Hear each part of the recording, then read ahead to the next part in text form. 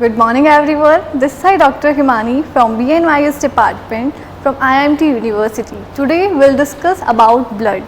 So हम ये जानेंगे ब्लड होता क्या है. हमारी ब्लड जो है वो हमारी बॉडी में ही मिलता है, ठीक है.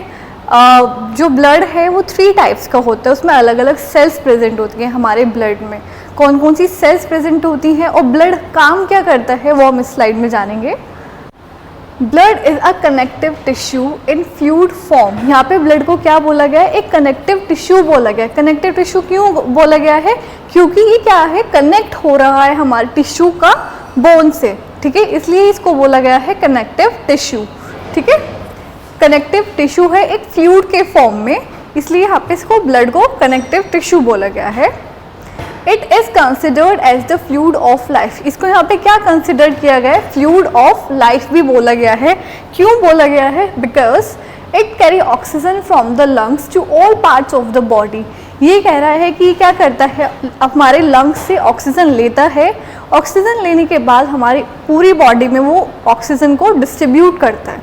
ठीक है, ये ब्लड कर रहा है. फिर क्या करता है, and carbon dioxide from all part of the body to the lungs. फिर ये क्या करता है, पूरे पार्ट्स में से, पूरी बॉडी में से कार्बन डाइऑक्साइड लाता है लंग्स के पास. तो ब्लड क्या कर रहा है, ऑक्सीजन पूरी बॉडी में दे रहा है और पूरी बॉडी से कार्बन डाइऑक्साइड लेके आ रहा है लंग्स के पास. It is known as fluid of growth. यहाँ पे इसको फ्लूइड ऑफ ग्रोथ भी बोला गया है because it carry nutritive substance from the digestive system and hormones from endocrine glands to all the tissues. यहाँ पे इसको fluid of growth इसलिए बोला गया है क्योंकि ये क्या कैरी करता है अपने साथ, न्यूट्रिटिव सब्सटेंस को कैरी करता है डाइजेस्टिव सिस्टम से. फिर क्या करता है, कुछ हॉर्मोन्स को, ठीक है, फिर क्या एंडोक्राइन ग्लैंड से, फिर क्या करता है, उसको ऑल ओवर द बॉडी में डिस्ट्रीब्यूट कर देता है. The blood is also called fluid of health. Blood को यहाँ पे फ्लूइड ऑफ हेल्थ भी बोला गया है because it protect the body against the disease and get rid of the waste product and unwanted substance by transport them to the excretory organ like kidney.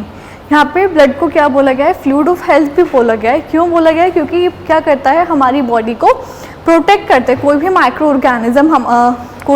Organism जैसे fungi, virus, bacteria कोई भी है हमारी body में, कोई भी foreign particle enter करता है तो ब्लड क्या करता है, मेनली WBCs क्या करती है, वो एक्ट करती है डिफेंस मैकेनिज्म. ठीक है, तो वो क्या करती हैं, जो भी फॉरेन पार्टिकल्स आते हैं उनको किल करने में काम करता है. तो वो क्या है, एक टाइप का ब्लड है. ठीक है, यहाँ पे आपकी बॉडी को ब्लड क्या कर रहा है, प्रोटेक्ट कर रहा है कोई भी फॉरेन पार्टिकल से. ठीक है, और ये क्या करता है, जो भी अनवांटेड सब्सटेंस होते हैं आपके शरीर में, ठीक है, वेस्ट प्रोडक्ट जो होता है वो ले जाके किडनी के पास ले जाता है ताकि किडनी जो है उस वेस्ट प्रोडक्ट को फिल्टर कर सके. अब है प्रॉपर्टीज ऑफ ब्लड. ब्लड की क्या क्या प्रॉपर्टीज होती हैं. First one is colour. अगर ब्लड है तो ब्लड का कलर कैसा होगा, रेड कलर ही होगा. ठीक है, तो colour of blood is red in colour. ठीक है, arterial blood is scarlet red. ये कह रहे हैं कि जो हमारी आर्टरीज वाला ब्लड होता है वो थोड़ा सा स्कारलेट रेड होता है. क्यों होता है, क्योंकि उसमें क्या है, मोर ऑक्सीजन, उसमें बहुत ज़्यादा ऑक्सीजन रहता है. और जो हमारे वेनस ब्लड रहता है वो कैसे होता है, पर्पल रेड कलर का होता है. आपने देखा होगा अपनी वेन्स, जो मेनली हमें वेन्स दिखाई देती हैं ब्लू कलर की, वो कैसी होती है, पर्पल रेड कलर का वो होता है उसमें. ठीक है, क्योंकि उसमें क्या होता है, बहुत ज़्यादा कार्बन डाइऑक्साइड होती है. ठीक है, आर्टरीज में हमारी ऑक्सीजनेटेड ब्लड रहेगा, वेन्स में हमारे कार्बन डाइऑक्साइड वाला ब्लड रहेगा. ठीक है, उसमें कार्बन डाइऑक्साइड की मात्रा ज़्यादा होगी. वॉल्यूम की बात करते हैं. Average volume of the blood, एक नॉर्मल अडल्ट में एवरेज वॉल्यूम कितना होगा, 5 लीटर्स होगा. ठीक है, न्यूबॉर्न बेबी में कितना होगा, 450 ml होगा न्यूबॉर्न बेबी में. उसके बाद जैसे जैसे हमारी ग्रोथ बढ़ती रहेगी वैसे वैसे वो कम होता रहेगा, फिर बाद में वो 5 लीटर तक पहुंच जाएगा. ठीक है, at the time of puberty के टाइम पे ये 5 लीटर पहुंच जाएगा. ये कह रहे हैं कि in females it is slightly less.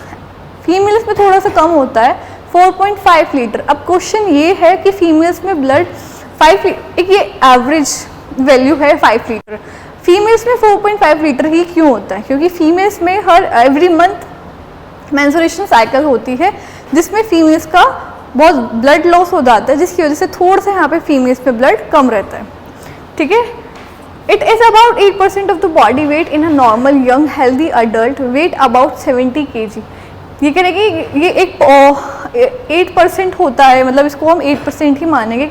Healthy normal healthy young में कितना मिलेगा, 70 kg मिल सकता है। अब है रिएक्शन एंड पीएच कैसा होगा। ब्लड जो है हमारा स्लाइटली एल्कलाइन होगा, ठीक है, थोड़ा सा एल्कलाइन होगा और उसका पीएच कितना होगा 7.4, ठीक है, ब्लड का पीएच।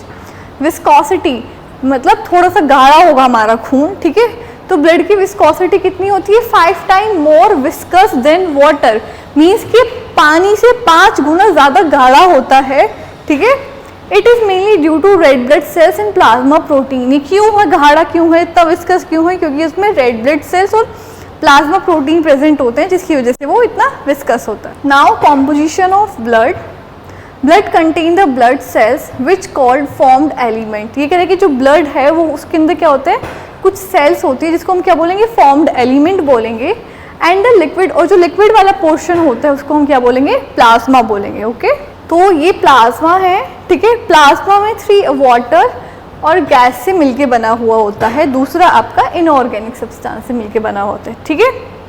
तो आपकी जो गैस है, गैस कौन सी होती है, carbon dioxide, oxygen and nitrogen. Water 92% से मिलके बना हुआ होता है। फिर आपको सॉलिड्स से मिलके, सॉलिड्स में further organic substance and inorganic substance. तो ऑर्गेनिक सब्सटेंस में आपको प्लाज्मा प्रोटीन, इसमें जो फर्दर प्लाज्मा प्रोटीन है वो आ जाएंगे। अमाइनो एसिड्स जो भी हैं आपके, जैसे कि आपका हो गया essential amino acids and non essential amino acids हो गया इसमें। कार्बोहाइड्रेट्स में आपका ग्लूकोज हो गया। फैट में आपका कोलेस्ट्रॉल, ट्राइग्लिसराइड्स ये हो जाता है, ठीक है। और इनऑर्गेनिक सब्सटेंस में आपको sodium, calcium, potassium, magnesium, bicarbonate, ये सारी चीज़ें आपकी इसमें आ जाती हैं, सॉलिड्स में आ जाती हैं, ठीक है। फिर कुछ एंजाइम है जैसे अमाइलेज, कैटालेज, ठीक है, एल्कलाइन, लाइपेज, और कुछ ऐसे protein non protein nitrogen substance होते हैं जैसे कि आपका अमोनिया हो गया, क्रेटिनिन हो गया, यूरिया हो गया, यूरिक एसिड हो गया। तो ये सब किसमें आ जाता है, फिर नॉन प्रोटीन नाइट्रोजन सब्सटेंस में, ठीक है। तो ये प्लाज्मा है। प्लाज्मा जो है मेनली वो आपका सॉलिड, लिक्विड एंड गैस में से डिवाइडेड है। फिर solid, further organic and inorganic, ठीक है। Now come to blood cells. ये वाला था प्लाज्मा का लिक्विड वाला पोर्शन, ब्लड का लिक्विड वाला पोर्शन। वो लिक्विड वाला पोर्शन किससे मिलकर बना हुआ था, प्लाज्मा से। अब हम बात करते हैं सेल्स की, कौन कौन सी ब्लड में सेल्स प्रेजेंट होती हैं। तो 3 सेल्स ब्लड में प्रेजेंट होती हैं आपका। एक तो RBCs means red blood sales, और रेड ब्लड सेल्स को हम क्या बोलेंगे, एरिथ्रोसाइट्स बोलेंगे, ठीक है, एरिथ्रोसाइट्स बोल सकते हैं। नेक्स्ट है आपका white blood cells. White blood cells को हम क्या बोलेंगे, ल्यूकोसाइट्स बोलेंगे। फिर है आपका प्लेटलेट्स, प्लेटलेट्स को हम थ्रोम्बोसाइट्स भी बोलते हैं, ठीक है। Now come to plasma. Plasma is a straw colour clear liquid part of the blood. ये कह रहे हैं कि जो प्लाज्मा है वो कैसा है, स्ट्रॉ कलर एक लिक्विड पोर्शन है ब्लड का, ठीक है। It contain 91 to 92% of water. इसमें क्या है, 91 to 92% वाटर होता है और 8 to 9% कुछ सॉलिड्स प्रेजेंट होते हैं। सॉलिड्स कौन से हो गए, ऑर्गेनिक एंड इनऑर्गेनिक सॉलिड्स, ठीक है। These solids are organic and the inorganic substance. ये सॉलिड कौन से होंगे, आपके ऑर्गेनिक और इनऑर्गेनिक सब्सटेंस हो सकते हैं। Now come to serum. Serum क्या होता है, serum is a clear colour straw coloured fluid that ooze from the blood clot. ये कह रहे हैं कि सीरम क्या होता है, सीरम एक क्लियर स्ट्रॉ कलर्ड फ्लूइड होता है। जब हमें ब्लड क्लॉट हो जाता है तो उसके ऊपर ये ऑज हो जाता है, ठीक है। When the blood is shed or collected in a container, अगर आप कोई ब्लड बाहर निकल रहा है या फिर हम उसको किसी कंटेनर में कंटेन करके रखते हैं, ठीक है, वो क्या जब क्लॉट हो जाता है, in this process the fibrinogen is converted into fibrin। ये कहते हैं कि इस प्रोसेस में जो आपके क्लॉटिंग फैक्टर आपका ये क्या है, फिब्रिनोजन, ये क्या है आपका क्लॉटिंग फैक्टर, मतलब कि जो खून को जमने में हेल्प कर रहा है, ठीक है। जैसे अगर आपको कोई भी एक्सीडेंट हो जाता है, कोई भी इंजरी हो जाती है, उसके बाद आपका बहुत अमाउंट में अगर ब्लड बाहर आ रहा है तो कुछ टाइम बाद जो है आपका ब्लड जो है वो जम जाएगा।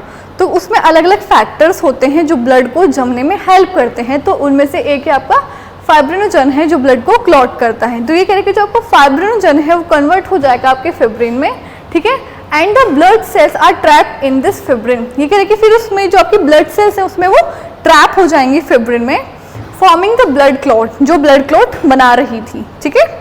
आफ्टर अबाउट 45 मिनट्स सीरम ओज out of the blood clot. ये कह रहे हैं कि 45 मिनट्स के बाद जो आपका सीरम है वो क्या करेगा, ओजिस कर लेगा, ऊपर घेरा कर लेगा जो कि आपके ब्लड क्लॉट में हुई थी, ठीक है।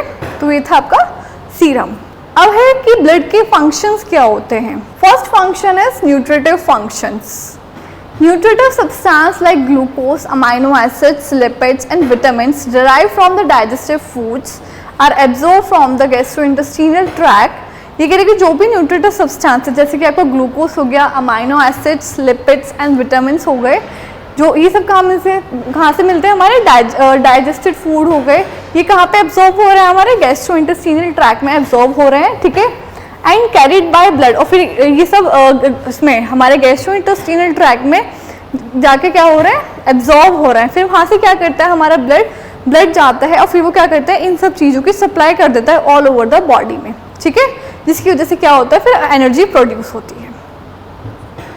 नेक्स्ट है आपका रेस्पिरेटरी फंक्शन। रेस्पिरेटरी फंक्शन में क्या करता है कि ब्लड जो है आपका लंग्स से ऑक्सीजन लेके जाएगा ऑल ओवर द बॉडी में, और फिर ऑल ओवर द बॉडी से कार्बन डाइऑक्साइड लेके आएगा, ठीक है। Transport of respiratory gases is done by blood. ये कह रहे कि जो ट्रांसपोर्ट हो रही है respiratory gases, oxygen and carbon dioxide, वो किसके थ्रू हो रही है, ब्लड के थ्रू हो रही है। It carry oxygen from alveoli of lungs to the different tissue. ये क्या कर रहा है, ऑक्सीजन कैरी करता है एल्वियोलाई से लंग्स के, फिर ये क्या करता है, अलग अलग टिश्यूज में ले जाके उनको दे देता है, ट्रांसफर कर देता है। फिर carbon dioxide from tissue to alveoli, फिर अलग अलग टिश्यू से कार्बन डाइऑक्साइड लाता है, एल्वियोलाई के पास छोड़ देता है। नेक्स्ट है आपका excretory function. Waste product form in the tissue during various metabolic activity are remove by blood. ये कह रहे कि बहुत सारे वेस्ट प्रोडक्ट बनते हैं जब हमारी मेटाबॉलिक एक्टिविटी होती है, तो वो वेस्ट प्रोडक्ट कौन रिमूव करता है, उनको ब्लड रिमूव करता है, ठीक है। And carry to the excretory organ, फिर ये कहाँ ले जाके छोड़ देते हैं उनको, एक्सक्रीटरी सिस्टम पे, जैसे आपका किडनी हो गया, स्किन, लीवर, ठीक है, ताकि वो जो वेस्ट प्रोडक्ट है वो बाहर निकल सके, ठीक है। स्किन में इसके स्वेट के फॉर्म में आएगा, लीवर में आपका इसमें बाइल के थ्रू आएगा, ठीक है, किडनी में यूरिन के थ्रू वो बाहर निकल जाता है जो भी आपका वेस्ट प्रोडक्ट होता है। नेक्स्ट है आपका transport of hormones and enzymes. Hormones which are secreted by ductless endocrine gland are released directly into the blood। ये कह रहे हैं कि कुछ हार्मोन्स ऐसे होते हैं जो डायरेक्टली आपके कहाँ पे रिलीज हो रहे हैं, आपके ब्लड में रिलीज हो रहे हैं। The blood transport these hormones to their target cells। Blood क्या करता है, उन हार्मोन्स को ट्रांसपोर्ट कर देता है टारगेट सेल पे, मीन्स जहाँ पे उसकी ज़रूरत होती है, okay. Blood also transport enzymes. ये यहाँ पे बोल रहा है कि जो ब्लड है वो ट्रांसपोर्ट करता है आपके एंजाइम्स को, जिससे फॉर एग्जांपल अगर ट्रांसपोर्ट ऑफ हार्मोन्स में ये है कि अगर आपने गलती से किसी गर्म तवे पे हाथ लगा दिया है तो उस पर एकदम से आप अपना हाथ पीछे लोगे तो कुछ हार्मोन्स ही है जो मेरे टारगेट सेल्स ये हैं, ठीक है। यहाँ पे ब्लड जो है डायरेक्टली हार्मोन रिलीज होगा, फिर मुझे पता चलेगा कि यहाँ से मुझे अपना हाथ हटाना है, तो यहाँ पे क्या है, हार्मोन रिलीज हो रहा है टारगेट सेल्स पे ताकि वो ब्रेन फंक्शन कर सके।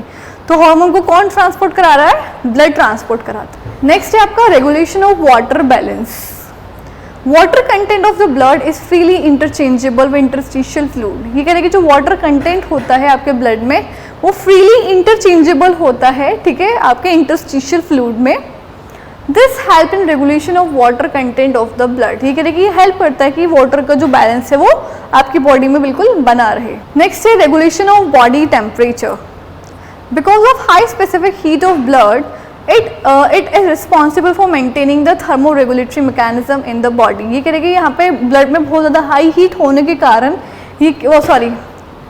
स्पेसिफिक हीट होती है हमारे ब्लड में, तो ये क्या करता है, एक रिस्पॉन्सिबल जिम्मेदार होता है कि हमारी बॉडी में नॉर्मल वाटर बैलेंस बना रहे, बॉडी में वाटर टेम्परेचर जो है वो एक बना रहे, ठीक है। Balance between the heat loss and heat gain in the body क्या करता है, बैलेंस बना के रखता है, कितनी हीट हमारी बॉडी से लॉस हो रही है, कितनी हीट हम गेन कर रहे हैं। तो ब्लड ही है हमारे जो बॉडी के टेम्परेचर को मेंटेन करके रखता है। हमने पढ़ा कि ब्लड होता क्या है, कितने अमाउंट में, 5 लीटर तक ब्लड होता है। जब हम न्यूबॉर्न बेबी होते हैं 450 ml ब्लड होता है, फिर at the time of puberty वो 5 ml तक चला जाता है, ठीक है। ब्लड में क्या क्या चीज़ें होती हैं, ठीक है, तो ये सब था ब्लड में। Thank you.